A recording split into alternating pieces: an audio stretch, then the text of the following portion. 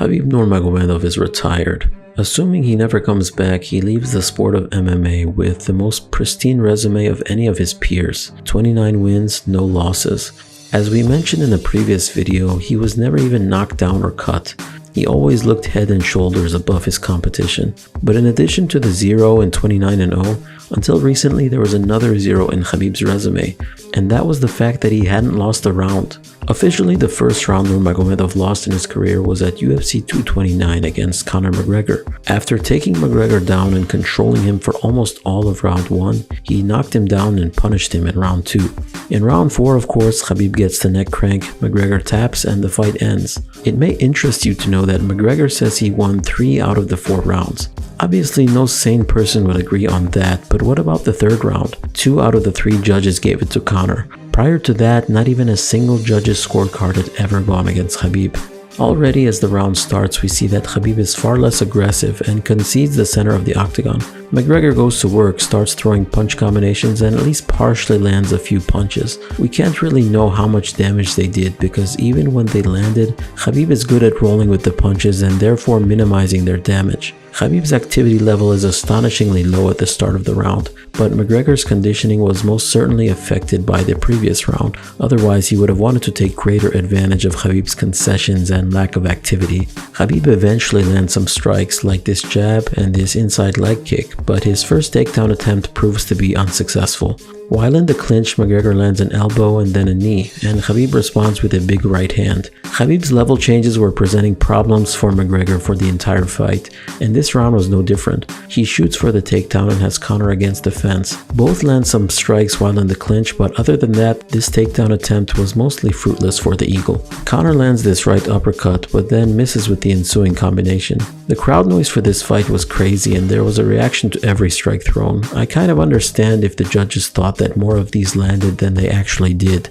What's amazing is that afterwards the two men stand completely stationary and stare each other down while occasionally exchanging strikes. McGregor manages to land with his left hand here, but once again Khabib really is great at rolling with the punches and minimizing how much damage he takes. We see the same thing with fighters like Gennady Golovkin, where we think he's just eating shots, but actually he's using good defense. Rolling with the punches is a form of defense. Khabib throws out that jab again and lands. We mentioned in the previous video how Khabib can land jabs for days because his opponents have to be wary of the level change. Then he lands a left hook and a Stockton slap. Khabib shoots again and they once again enter the clinch. Conor lands a right hand as they separate. Khabib once again initiates the clinch and this time pushes McGregor to the cage.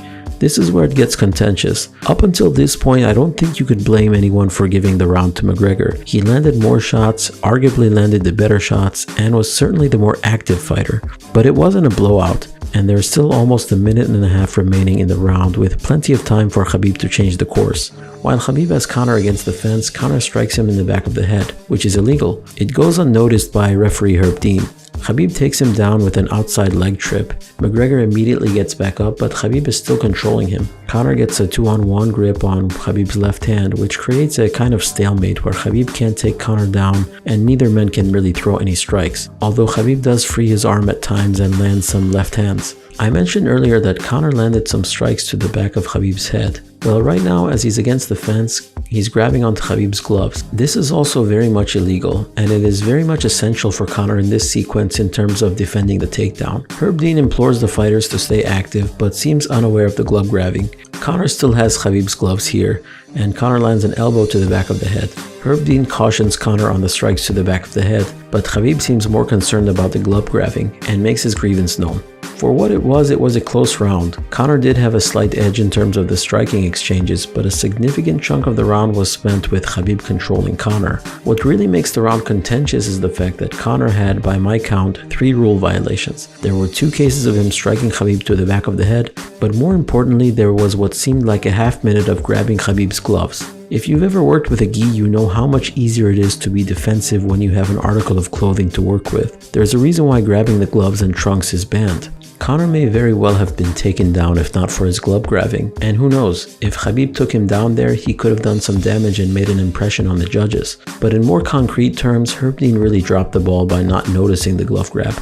It was an egregious and significant violation. There is no hard and fast rule for point deductions, but if Herb Dean had given Conor cautions in his earlier violations, then by the time he came around to cautioning him for the elbow to the back of the head, he may have been more inclined to deducting a point. Assuming the judges would have scored the fight exactly the same, a point deduction would have made two of the scorecards 9-9 and one of them 10-8 in favor of Khabib, giving Khabib the round. The other round that Khabib officially lost is in many ways more irritating. 2 out of the 3 judges scored round 1 of Khabib vs Gaethje to Gaethje. It defies all logic to score this round for Gaethje. It was close until the takedown, but even then they were dead even in strikes and Khabib landed way more to the head than Gaethje. After Khabib took Gaethje down, mounted him and threatened the armbar, that's it. There's no disputing who won that round. Gaethje was saved by the bell. So there you have it. Our verdict is that Khabib maybe never actually lost those 2 rounds, and therefore never lost a round in his career. But wait, some of our viewers may remember that in a previous video, I said I scored the second round of Khabib vs Tibau for Tibau. And I did, but I'm also a bit of an idiot. Judging requires consistent logic. If I scored rounds 1 and 3 in favor of Khabib based on his pressure, aggression, and control, well, all 3 of those elements were present in round 2 as well, and Khabib outstruck Tibau in that round as well. So why wouldn't I score that round for Khabib?